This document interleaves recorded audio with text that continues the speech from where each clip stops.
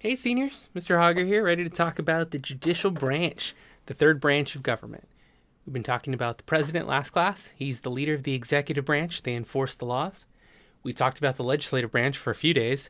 That's the House and the Senate. They're the ones that make the laws. Today, the branch that interprets whether both of those other two are doing their job and violating the Constitution or not. So the judicial branch, vested in the Supreme Court and the lower federal courts, really can change the way we live our lives and what laws affect us and which ones get changed. They're chosen by the president. They serve a term for life, and there are 9 members of the Supreme Court. They determine whether the president's actions and the legislations that are passed are legal or not, according to the Constitution. There they are. That's the 9 current members of the Supreme Court. 2 of them appointed under President Trump, there and there. So the most recent additions. Justice Ruth Bader Ginsburg, who has been in and out of the hospital lately.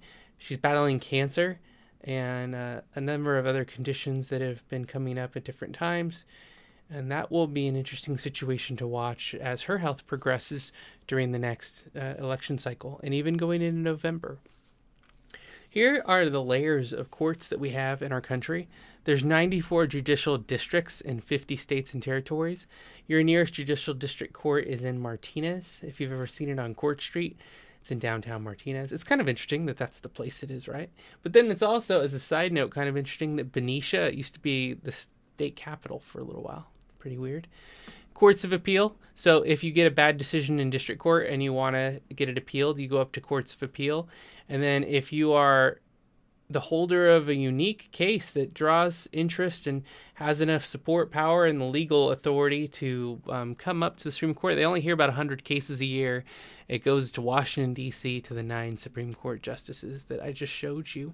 The newest nominee added to the court. There was some kind of Sacramento Kings joke I'm supposed to make here. Not really sure what that was about. There's my daughter, Dana, because last year someone said I didn't show any pictures of family. Here are the general authority. Judicial power extends to cases, laws, treaties, and controversies arising under the Constitution. Federal courts below the Supreme Court are created by Congress, and there are 9 districts as follows. There they are. Feel free to pause or ask questions in the chat box as needed. You might or might not know that there are 2 types of court systems. There's civil court when you have a slip and fall or wrongful death or medical malpractice. Like if you've ever been home during the day, I know we all have now, and watch The Price is Right. A lot of the commercials are either for medicine for the elderly or medical malpractice, like surgeries or implants that have gone wrong. Those are civil court decisions. Commercial and business disputes also fall in there. And then you got criminal court for theft, assault, felonies, misdemeanors, felonies, criminal contempt, probation. My buddy's a probation violation probation officer up in Chico, Red Bluff area, California. He's got lots of stories. Economic crimes too, like Martha Stewart. When I was in high school, she was put in prison for insider trading. She had friends or associates that sat on the boards of important companies and let her know when to buy or sell based on events that were going to be happening or happening soon. But in the U.S., one of the things that's interesting about our court system is that the government has to prove that you're guilty and you're innocent until proven guilty. So that's why whenever you see on the news, like someone is driven through a grocery store window or something like that, or a gas station, they say the alleged crime or the alleged criminal or the allegations against someone, because we're supposed to preserve people's innocence until a judge and evidence have proved them to be guilty. The Supreme Court hears all kinds of cases. Sometimes it's about civil rights, civil liberties. Sometimes it's about justice or laws or health. And one possible case that we might see in the Supreme Court that's been pushed heavily in 2018, 2019, 2020, and that's the amount of people who are coal miners in West Virginia or Kentucky and who have to see a medically approved doctor in their health insurance that's provided by those companies. And more people have been testing positive for black lung after a career of working in those mines, decades. And their doctor has been saying that their test and scan results are fine. 1,500 cases, in fact, have deemed to be fine, but on second opinion have proved deadly for very bad conditions of black lung and lung damage and cancers. So that might be something that we see. Those kinds of issues tend to rise to the occasion of the Supreme Court eventually, but they can take years to get there since they only hear about 100 cases a year.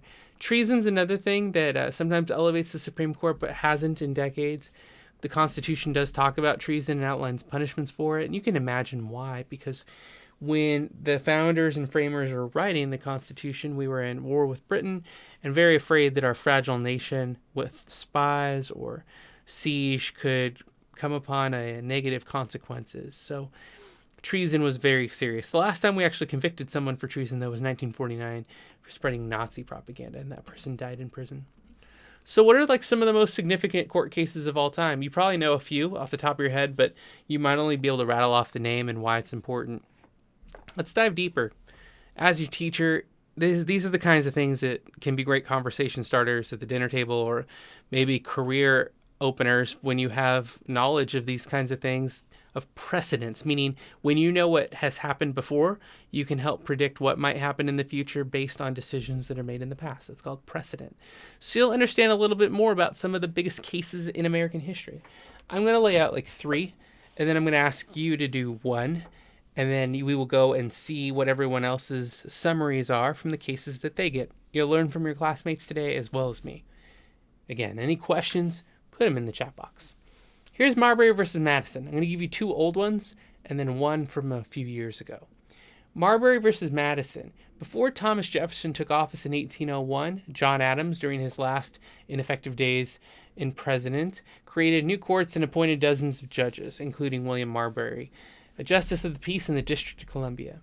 But the new administration's Secretary of State, James Madison, wouldn't validate the appointment, so Marbury sued. The decision said the justices unanimously, which doesn't happen very often, 9-0, decided that Madison's refusal was illegal and that the law Marbury had sued under was also unconstitutional. More importantly, the ruling held that the Supreme Court had the power of judicial review. That's probably going to come up on a test. Judicial review to decide whether a law or executive action is constitutional. So what does that mean, Mr. Hauger? I know it sounds like a lot of words, but it's a fairly good summary. It's about the length I want you to summarize in for the assignment today. What it means is this case gave the Supreme Court authority to judge in future cases and said that whatever they decide will be the law of the land. So it's a pretty foundational case. Here's Abrams, United States, about 100 years later, and some change, 1919. 5 Russian anti-war activists were arrested under the Espionage Act for distributing 5,000 leaflets criticizing the United States' role in World War I. If you have a government, it usually doesn't like war protesters when they get in such large numbers that it makes everyone in the country question why they're at war, because then it's hard to continue the war effort. They were sentenced to prison for up to 20 years, so they appealed. The decision came down 7-2, and I want you to put the decision number in your summary as well, again about this length. The Supreme Court held 7-2 that the Espionage Act was valid and that it was a crime to willfully publish disloyal language about U.S. politics. To not be loyal was a crime in 1919, arguing that such speech was not protected by the First Amendment. Imagine what's been happening in 2020 with some people wanting to limit the rights of protesters or saying that people don't have the right to speak or distribute information or post things online.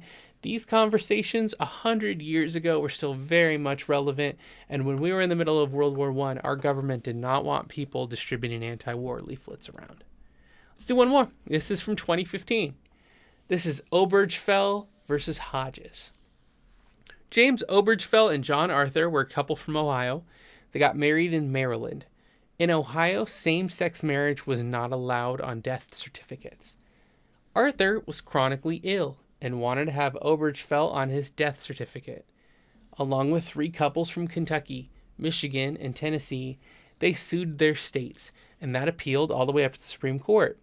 What they were arguing was that the Equal Protection Clause of the 14th Amendment, and we're going to get to the Bill of Rights 2 classes from now, says that no state shall deny any citizen within its jurisdiction equal protection of the laws.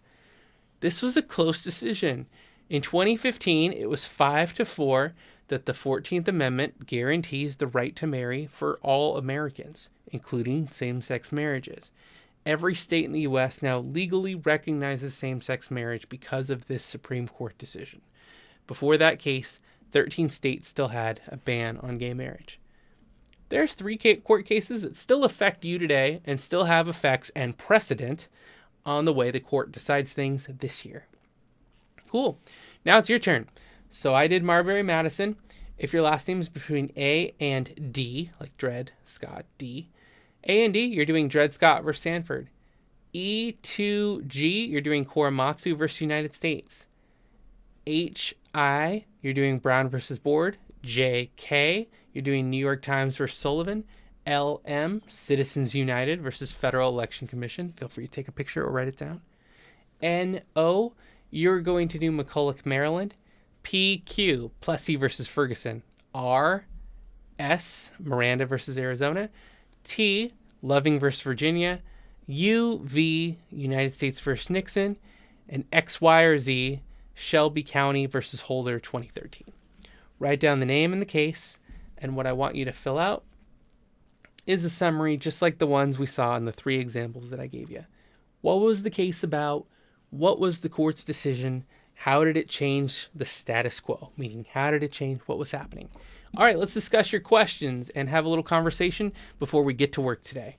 Awesome. Great work, all. Nice job paying attention. Let's jump back in.